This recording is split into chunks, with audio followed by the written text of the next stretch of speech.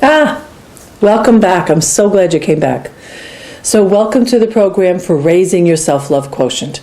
This is all sponsored by Real Living Concepts and from my heart, Michelle Wadley, as a teacher, a metaphysician, a speaker, a coach, but really mostly what my life has been dedicated to is lifting individuals to whatever degree I can at any point to the highest degree possible of spiritual liberation and emotional freedom. I am passionate about supporting individuals in their emotional freedom. Because what I have learned and what I think that is not always obvious, that it is very often in life we run around trying to accomplish certain things, trying to get the best job and the best relationship and drive a good car and have all the outside of life work. But the truth is, all of those things can be in place, but unless we're happy, unless we feel free, all of those things will feel diminished. And so the tools, the skills, the practices that I have learned, that I have applied, that I have been gathering for years, and I mean a long time, all of these things, the purpose of them is to help you to never again, and I'm just going to say that again, for you never again to be at the mercy of what was, to be at the mercy of your emotions, or to be at the mercy of your conditioning. I have found as a teacher that people just don't realize that that's possible. We think we are our conditioning. We think we are what happened to us. We think we are our abuse, our family, our culture, our religion. We think we are the trauma and the drama of what's happened to us. We think we are all of these things. And we're not. See, we're not. You are so much more than that. But unless you've been reminded of that, unless someone has reassured you, and unless you've been given or kind of shown the path, you might be on automatic. Automatic is not a fun place, at least not in my mind or my heart. Automatic to me is a place filled with a lot of pain, a lot of emotional reaction, a lot of limitation, a lot of doubt, a lot of fear. And if you pay attention to yourself right now, you know what I'm saying is true. Now, there are books, there are tapes, there are seminars, there are webinars, there are programs, there are teachers, many people providing lots of amazing material. And it's all good. The difference is, if you are not actively applying what you learn, stop spending your money, even with this program. Because this is a 30-minute or so, few minutes of introducing you to possibility that will then, I'll invite you to more. But unless you're willing to adopt it and apply it on a daily basis, it's not going to really transform your life all that much. Raising your self-love quotient is all about clearing out the conditioning of the self as we have been conditioned. And I love how Don Miguel Ruiz says it in the Four Agreements. We're here to free ourselves of our domestication. And I'm here to tell you that it's possible. I know that might not feel like it is, and I know it might not look like it is, but I've done it. I've done it.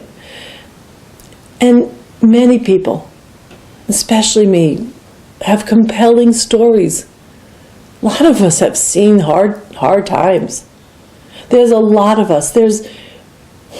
Most of the world is just downright dysfunctional. I mean, the statistics in life for what has happened to us, the statistics themselves are staggering. For people who are born into families that were not functional, who are born into abusive families, verbally abusive, sexually abusive, alcoholic families. I mean, and even if you grew up in a perfect family, but one where your parents were closed down or limited or didn't believe in themselves, how could they give you what they didn't have? Now, radical release, I'm pausing because you have to cut that out. Raising your self-love quotient is not about blaming anyone ever. Oh God, do you remember the 80s when everybody was blaming mom and dad? It was all about how they messed us up. This is not about blame. As a matter of fact, this program is to help you raise your empowerment. You can't raise yourself to a high level of self-empowerment while blaming someone else. So you're going to have to be willing to let go of blame, let go of judgment, let go of putting responsibility outside of yourself. There's no other way this is going to work. And so what's going to happen in this program is I will help you to see that by raising your self-love quotient, what that means is raising your self-love, self-acceptance, self-confidence, your self-esteem, and your self-forgiveness. By raising those things up, by activating them in you, you will begin to attract the world around you to you, but to a fuller sense of you. In the introductory 2-minute video that you had seen that brought you here, I talked about the secret and the law of attraction. Now, the secret is a wonderful thing. It got people to talk about the law of attraction who never would have. But the truth is that down underneath that, down underneath the simple, let's sit and imagine the world we want, underneath those concepts, there is a variety of other things that must be looked at, must be thought about. Because if you have lived a life of abuse or limitation or doubt or fear, and you haven't cleaned out where that exists underneath you, underneath in your subconscious, if you have not purged those things, and there's ways of doing that, they are running you whether you know it or not. Now, as much as we're not here to blame or to judge anyone else, you're actually not here to blame or judge yourself either. As a matter of fact, all of your self-improvement is at the mercy of your self-approval. So we're here to raise up our self-approval. We're here to begin to think that we're worthy of all good. So there's a few different things I want to talk to you about at this time together. There's some habits, some tendencies that we have that lend themselves toward you maybe not reaching out in a greater way in your life. One of the things, we have certain addictions. Now, I'm not talking about substance abuse. Many of us have an addiction to be liked. It sounds funny. Of course you want to be liked. Of course you want to be liked. But very often we have an addiction to being liked. And what happens is in that addiction, we alter our behavior. We act differently with people. We say things that are different than what we would really say if we were being authentic. We swallow things that are important to us. You deny yourself. And if you really pay attention right now, you know that what I'm saying is so. Very often we alter who we are to be liked and to get approval. It is the most common thing that is. So instead of being authentic, we cover ourselves up, we change our behavior, we alter what we say, and then we present this package. Here's the problem with that. Most of the communication that we do in this world is not verbal. It is subconscious. It's subliminal. You know, if you're at a party and someone walks into a room who's alive and vital and energized, and they are just eking of amazing confidence. Those people walk into a room and you can see that the room has changed, and they just bring this light into the room. Hopefully, or maybe, I shouldn't say hopefully, but possibly, you've also seen where people walk into a room and they're depressed, they're downtrodden. Does anybody say that anymore? They're people who carry themselves in a very heavy, depressed way, and they alter a room. So you've seen when someone's light and positive, how that alters the room, and you've seen, most likely, when someone's depressed, and how that alters the room. That is all very subliminal. In order for us to have a different experience than we've been having in our life, it is important for us to learn how to be authentic. Now, in order to be authentic, you and I have to love ourselves the way we are and the way we are not. The sooner we think that let me say it this way. The sooner we're even amused by what maybe we would call our shortcomings, the sooner we even accept our shortcomings and find humor in it, the lighter we become. So, you might not be all of what you want to be in the world. And I'm just referring to, for example, I'm 5'6", I'm so many pounds, I'm at a particular age. I am never going to be a 5'10", tall, skinny blonde. I'm just not. But so I have to love my package.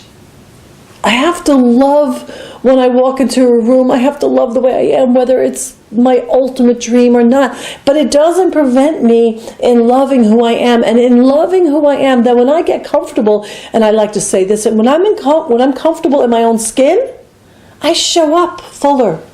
When you are comfortable in your own skin, you will show up fuller, and you will begin to attract to yourself circumstances outside of your life that reflect how you hold yourself in that way. I want you to just ponder that for a second. There's another thing that happens. We often think that our self-confidence will grow once we do something perfectly, or we do something just better than how we once did it. So we think to ourselves, well, when I get my body in full shape, when I'm able to run a marathon, or lift so much weight, or do a yoga stand that's perfect, then I will have the confidence, and then when I have confidence, I'll show up in the world in a different way. That might be so, but that makes your confidence dependent upon the outside. And every single time in your life, you make your confidence dependent on anything. When you make your self-love dependent on a circumstance, when you have your self-acceptance dependent on an outside circumstance, every single time any of those things exist, you are distancing yourself from the ultimate experience that you want to have. So, to raise confidence is to assume that you were born as perfect as you're ever going to be. Now, perfection is a kind of a buzzword for many people. For many, that might mean perfect is the perfect body, the perfect life, the perfect income. No. Perfect is who you are. Perfect is who you are. I'm going to get emotional saying this to you. So many of us didn't get that. So, very often I teach workshops. And at some point during a workshop, I will have people imagine, or sometimes I'll have a baby doll, and I'll walk around the room and I'll say to them, I have a little baby in my hands. And if I brought this brand new baby to you, what would you say? What would you say to this baby? Of course, people say the most beautiful, loving things you could possibly imagine. They say things like, welcome to the world, and I love you, and you're beautiful, and you're magnificent.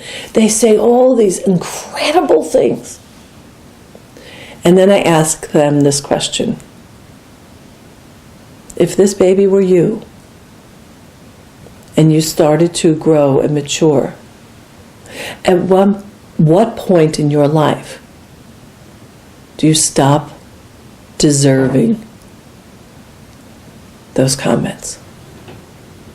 At what point do you stop deserving to have someone feel about you, or for you to feel about yourself that you are fully deserving?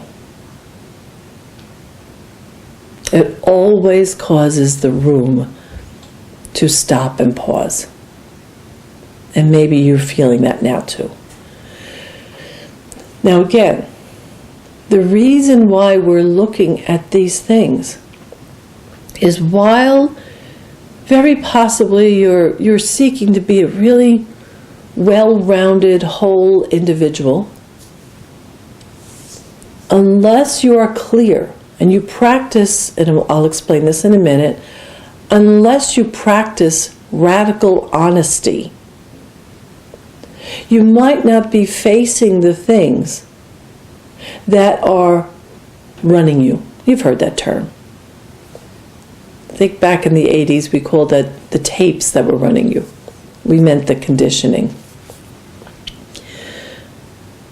So unless you are willing to look and see and be very honest, coldly, crisply honest with who you are, what you think, and what you're feeling, you won't necessarily have the fodder that will inspire you to transcend your conditioned self. Radical honesty, just a term I've created, although I think there's something on some website about it somewhere. Radical honesty is really when you're willing to simply say who you are.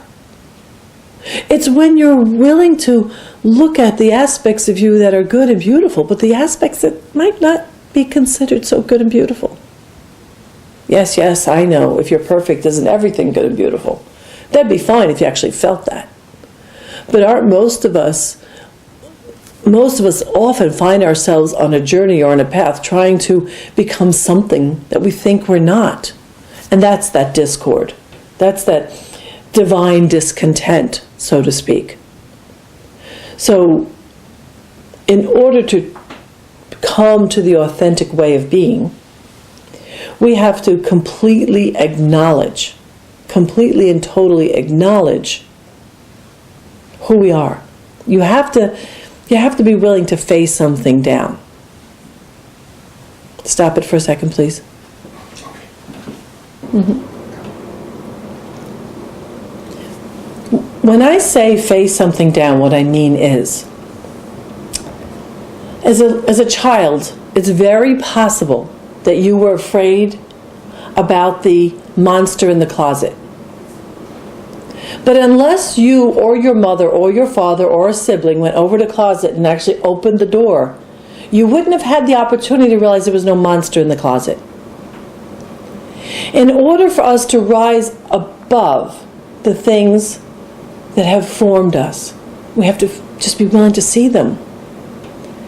Now, once we see them, once you feel it, once you sense it, once something becomes apparent to you, I'm going to give you a statement that was taught by a metaphysical teacher that is so revered. And his name was Reverend Raymond Charles Barker. This is the statement. This is not my truth. Now, when we say this is not my truth, that's a metaphysical term that means truth with a capital T. So, if you walk into your boss's office, for example, and you suddenly find yourself at the mercy of some criticism, and you feel that tightening of the belly that you have felt so many times before, silently within yourself, you must say, this is not my truth. Now, is he saying something you have to pay attention to, that you might have to fix or alter? Possibly. But it's not the truth of your being. It's not the truth of what makes you you. That same thing will apply if you walk into a public setting and you're feeling a lack of confidence. If you're in relationship with someone who can be critical, derogatory, any moment, and the critical time to catch those things is in the moment. So in that moment, if you can close your eyes, great, but if not, you go inside your head and you say, this is not my truth. This is not who I am. This is not a measurement of my worthiness. Because raising your self-love quotient is about loving the full spectrum of you and understanding that you will attract into your life people, friends, a job, income, prosperity for sure, life experiences, adventures, all according to the standard of you. So raising your self-love quotient is about raising the standard. It's about raising the glass ceiling, the self-imposed glass ceiling. And unless you raise that glass ceiling, unless you raise your standard, you are going to take what's dished out. And none of us want what's dished out. We don't. We want more. God, I had a life that was filled with the typical alcoholic family, abusive family. My self-image was at the mercy of so many things. And I am so grateful for my spiritual teacher who introduced me to the term raising your self-love quotient, who helped me to see that by loving and accepting myself more as I am and as I am not, by doing that, my life would change in direct proportion to that. This is my passion. This is what I do. This is what I do every day. This is what I do when I talk to anybody. This is what I do in my classroom. This is what I do everywhere. I just want to reflect back to anyone whose company I am in, and now that is your company, that it is possible to raise your standard of self and have life.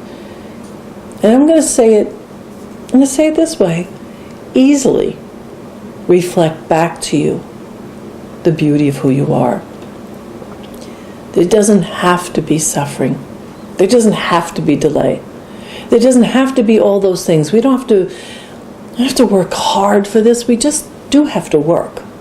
And so the work and what I'm proposing to you in the program, the webinar that will follow, is I will talk to you in deeper detail, in very, very up-close detail, about how to look at these things, how to look at the conditioning, and what to do once you get there, how to take on new habits, how to take on new skills, how to transform the way that you respond and react in life, and then allow your life then to begin to unfold from that place. One of the things that often happens, not all the time, and I say this as a bit of a disclaimer, is sometimes your friends will have to change. Now, you won't try to change them, but face it, if on a daily basis you begin to believe in yourself more, and you begin to believe in the high possibility of life, and you begin to believe in yourself as someone who's worthy of good and greater good, someone who deserves life in the most fully expressed way possible, when you are believing in that, being around individuals who are gossiping, complaining, and talking from the place of woe, ain't it awful, you're going to lose your taste for it. You're going to lose your taste for gossip, for complaining, for upset. You're going to lose your taste for negative news. You're going to lose your taste for water cooler conversations. Because as you believe in the possibility of life unfolding, as you believe in yourself as a magnet for good, your standard is going to change. The way you attract is going to change.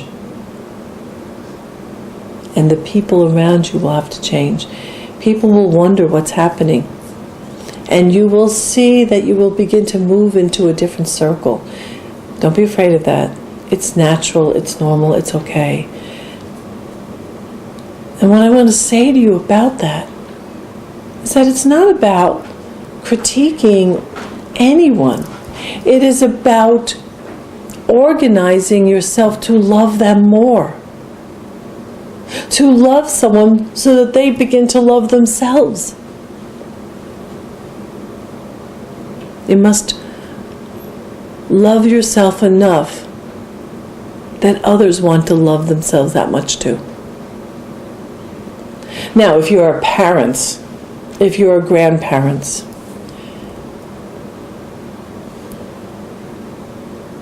if you are a parent, if you are a grandparent, imagine that you bring this idea to your children or your grandchildren. Imagine what would happen to your children if they believe that they were perfect from the beginning. Now, again, perfection does not mean that life is not going to be life. You will get sick, you will lose jobs, things will happen, things will change, but you will learn the skills and tools necessary to rise above the choppy emotional waters of life and to skim across the top with greater ease. You will learn how to deal with the emotions as they come up. You will learn not to be afraid of the emotions. You will learn that you are strong enough, that you have enough skill to deal with life as it's coming at you without being fearful, without trying to avoid it, without being inauthentic, without having to go back to that addiction of, I must be liked. Because that addiction forces you into inauthenticity, and everything else I'm talking about is about living an authentic, undefended life. Not having to defend what you think, what you feel. Not having to explain yourself. Right now, close your eyes for 1 second as you're listening to me. For 1 second. And I'm going to close my eyes. I want you to imagine right now that there is a place inside of you that exists where you have never been hurt, harmed, or injured in any way. This place exists at the core of your being. This place has never been touched by human judgment, opinion. It has never been altered in any way. It is your beauty. It is your perfection. That place exists in you and in me. This is where we're going. We're going to identify with the fullness and the beauty and the perfection that is true, that is a real thing, that is not a made-up thing. It exists in you. It is your guidepost. when you establish your guidepost as this place, and you get a feeling sense of it, that feeling is going to draw you to activities or have you divert activities. That guidepost and that belief in yourself will draw you to people, have you avoid people. That guidepost will have you make decisions for your higher good instead of settling. That place inside of you, when you realize that that's your identity, it will inform your behavior, the way you show up in the world. It's beautiful and it's real. So when you raise your self-love quotient, what you are doing is you are identifying yourself with your fullness. This series that I am providing will talk you through that. I will give you practices. I will give you exercises. I will give you affirmative prayer on the webinar itself and guide you toward where you can get more information about it. Because again, remember, I'm a metaphysician. I am trained in the science of mind. I am a science of mind minister, and I am part of the Centers for Spiritual Living, an international organization where you can find people and practitioners and ministers and communities who give you more, even more than what I'm talking about right now, and give it to you lifetime and give it to you in a community way. Not everybody wants community. Will these specific skill sets be available? Maybe, maybe not. But there is a community of people out there that you can relate to. Real living concepts, mastering a fully expressed life, is an organization, a company. We are dedicated to raising the empowerment of each individual that we come in contact with. We do this in a variety of ways, but this webinar is one of the most effective ways that we have found out to reach out to so many of you all at one time. We want you to embrace the opportunity to a more fully expressed, free life where you are no longer again at the mercy of anything. You will have a 5 weeks, it'll be a 5-week program, and in that 5 weeks, I will give you more skills and tools than you can ever possibly imagine. At the end of the 5 weeks, will your life be done? No, not even close. What it will be ready to embrace what's possible. You will be ready to embrace what's possible. I think life is magnificent, but I think it's more magnificent when I come from it, from a fully expressed place, and when I know that I'm not at the mercy of my emotions. You know, you watch some movies and you see some of the emotional reaction in movies, and sometimes now I just laugh. But my laugh is a laugh of familiarity.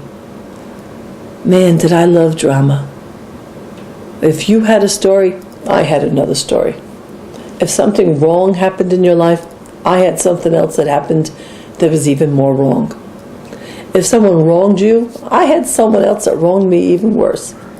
I was so addicted to my drama, so addicted to my stories, so addicted to my complaints. I loved to relish in them. It was a sport almost.